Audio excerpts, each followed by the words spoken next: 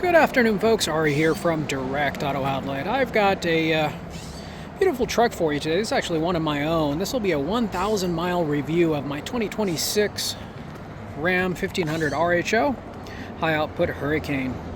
Purchased this vehicle a couple of weeks ago. My first walk around video that I did on it a little while back, I actually had the vehicle in the sun, purposely doing this video in the shade just because I want to show you how dynamic this color is and how different it looks depending on the lighting condition. The darker it is, the darker the paint is going to come across. In bright sunlight it actually looks really light, and on a cloudy day or in the shade is actually when I like it the best. It looks closer to an army green. Love the two-tone black against the Canyon Lake, new for 2026 color. I'll go over all the things I like and all the things I dislike about this truck. I'll go ahead and give you a spoiler alert. The list of items that I dislike about it are very short. This is an absolutely brilliant truck. It does everything. It does beautifully, brilliantly, and it's a great daily driver vehicle. And that's what I'm using it for. Just wanted to kind of just do a quick walk around just to show you what it looks like in the shade. And without further ado, we'll go ahead and hop on inside, go for a drive while I tell you my experience for the first 1,000 miles. Now, I do own this vehicle, so I plan on doing a lot of content with this. So if you're in the market for a Ram RHO, please do subscribe. Make sure you hit the bell notification icon. 1,120 miles. Been doing our review here, and I plan on doing plenty of content throughout the next several years. Hopefully, I hope to get all the way up to 100,000 miles on this thing and do even more content, give you long-term reliability, short-term reliability experiences using the Ram dealership for service and maintenance and care experiences while performing recalls on the vehicle. I'm going to give you the whole big ownership experience on what you can expect if you own one of these. First and foremost, I'll give you a little bit of my background. I am a auto dealer. I own my own store. I've had my store a little over 17 years, which has given me the privilege and the opportunity to drive tons of different vehicles, own several different vehicles. I've actually collected many different types of vehicles, and my most recent daily driver was a GMC 2500 Duramax, the Allison transmission. I still have that truck and I plan to keep that truck, but I'm going to be primarily using that one for towing, whereas I'm going to be doing a lot of daily driving with this one here. I always say, and will say again, reiterate here, so if you've heard it in my first video, please excuse the repetition, but I consider this truck 3 trucks in one. And the reason why I say that is because it just does everything so well. Oftentimes when you get a specialty type of vehicle, you have to make some certain compromises where the vehicle might do something really well but not other things. But this vehicle is just so well rounded, it makes the perfect daily driver vehicle. And I can't say the same for the TRX. TRX is a stunning vehicle. It's absolutely great to drive. It's a monster on the road, but doesn't give you the same drivability as this one does.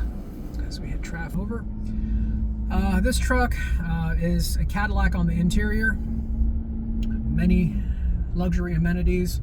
Nothing like driving home, turning on your massaged heated seats. Heated and cooled seats in the front and the rear. Panoramic roof up top. Massaging front seats. You got this humongous infotainment screen over there. Digital instrument cluster up front over here. Ride quality is fabulous. It doesn't ride like a truck. It rides more like a luxury vehicle. So forgiving over bumps.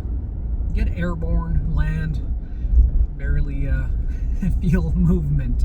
It is absolutely incredible the way they engineered and designed this thing. So again, a Mercedes or Cadillac on the interior, a Raptor off-road, and third is a BMW on pavement. The reason I say BMW is this is an inline 6-cylinder twin turbocharged engine, which is a configuration that's very common in a BMW and even sounds kind of like a BMW M car. Performance and power comes on like a BMW M car, 540 horsepower. I won't bore you with the stats. I'm sure you've already heard them through the dozens and hundreds of videos that have been made on the RHO. Not going to bore you with boring stats, but power comes on hard, it comes on fast. It's a lot more drivable than a TRX, a lot more easy to control, to maneuver. Very smooth, very quiet. Fuel economy has been pretty good. I'm averaging 14.3 right now. I'm still during the break-in process. I've done mostly street driving, not a whole lot of highway driving. My commute is about a half an hour each direction to work, and most of that is on surface streets. On the highway, you're going to get much better fuel economy. Large fuel tank, you're going to get 450, maybe even 500 miles to a tank. I've achieved 425, 450. I've gone 320 miles on this tank. I have another 107 range. So depending on how you drive and what kind of MPGs you're getting, you're not going to have to stop very often for fuel. Fuel economy is pretty good considering the amount of power that you're going to get out of this thing. I'm going to go ahead and cut to the chase. The only thing that I have experienced problems or issues with this vehicle has been the wireless charger. I've heard other YouTubers mention that they've had problems with the wireless charging system where it connects and disconnects, but I suspect it's a two-part problem. My phone does have a pretty thick case on it, and I presume that probably has a little bit of something to do with it. However, I have tried my wife's phone with a thinner case, and I experienced much of the same thing. I also have a second phone, and it's got a thinner case on it, and although it does connect a little bit better, it still does have a little bit of challenge connecting and working properly. I love the fact that the dual phone wireless chargers are there, but I oftentimes opt to just plug in with the USB-C.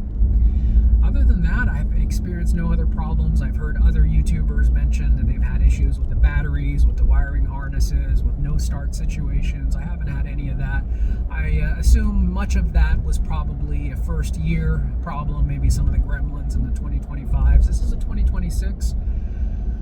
I chose to get a 26, although I did have an opportunity to buy a 25, but I chose to get the 26 for a few reasons. One is this brand new to 26 color called Canyon Lake, which I absolutely love.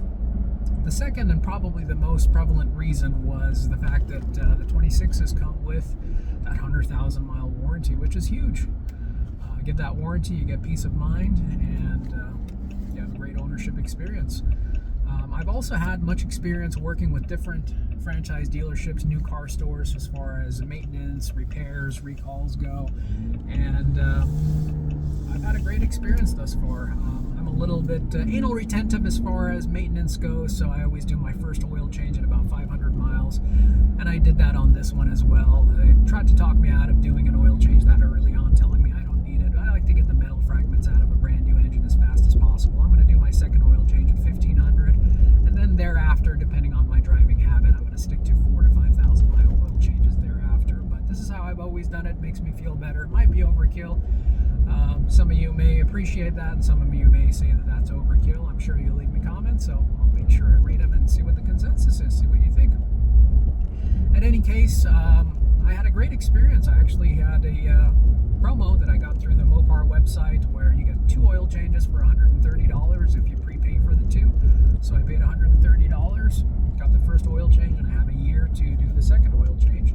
That might be market or region specific, so you'd want to check with your own local Ram dealership to see if they have a similar offer. But on an $85,000 truck, 2 oil changes for $135, $65 a piece, that's really not bad for a full synthetic oil change using an OEM filter.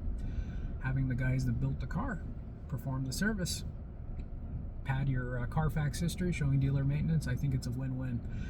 If you were to do it yourself, you'd probably spend at least that much just in parts and filter and oil. They're not cheap. Had a really great experience at the dealership. I love driving this car. Maybe the seats could have been a little bit more aggressive. I think they tried to cater to the masses with the seat in here. Possibly the average owner of this vehicle is maybe 50, 60 years old and maybe a little bit larger than I am. If you're a 250 pound or 260 pound person, I think you'll be perfectly comfortable in this vehicle. But me at 185, I would have preferred a little bit more side bolstering, a little bit more of an aggressive seat. In my 69 Camaro, I have Recaro seats, and they just kind of fit you like a glove. And I would have liked something like that, but I can also see how that kind of seat would maybe be uncomfortable for many drivers. So, it's just a matter of preference. It doesn't make it good nor bad. Ride quality is incredible. Sound system's incredible. handling, performance, braking is absolutely incredible. Some people say that the steering feel is a little bit heavy, and I guess it's just relative compared to what you're used to. Compared to my GMC 2500 Duramax, it's actually lighter, more effortless to drive, and I couldn't be more pleased. Zero mechanical issues, zero warranty claims made thus far. Stick with us. We're going to be doing many other reviews, probably at 2,500, 5,000, and then maybe every 5 to 10 to 25,000 thereafter. So if you're in the market for one, want to know about long-term reliability, longevity, do subscribe and hit the bell notification icon. I plan on doing a ton of content on this truck. I'm going to do some towing, going to do some MPG loops, do some off-roading. Also, I plan on getting many different types of accessories for this vehicle, and I'll review those as well. And I'll let you know the ones that I like, the ones that I don't like or like less. Leave links for you to the accessories that worked. I'll leave links to all of them, but let you know which ones worked well for me and which ones didn't. And I think you'll find that content useful, hopefully.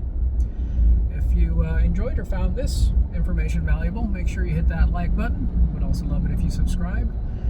We do a lot of reviews on just everyday average vehicles that we get in inventory. That's how I got started on YouTube. I don't deviate too much from that. This type of video is actually out of the ordinary for me, but I figured if I'm going to have a truck like this, might as well make some content, especially since it's new.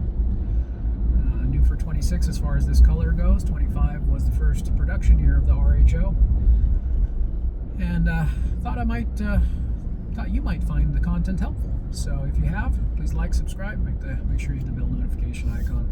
Do want to take this opportunity to thank you for joining us and investing your valuable time, sticking with us throughout the entirety of this video. I certainly do appreciate it, and hope to hear from you. If you have any questions, concerns, or comments, you can find me. Just give me a call directly. Shoot me a text. You can get hold of me by dialing area code 916-765-7575. Find us on the web at directauto.com. Thanks for joining us, guys. Have a wonderful day. Take care now.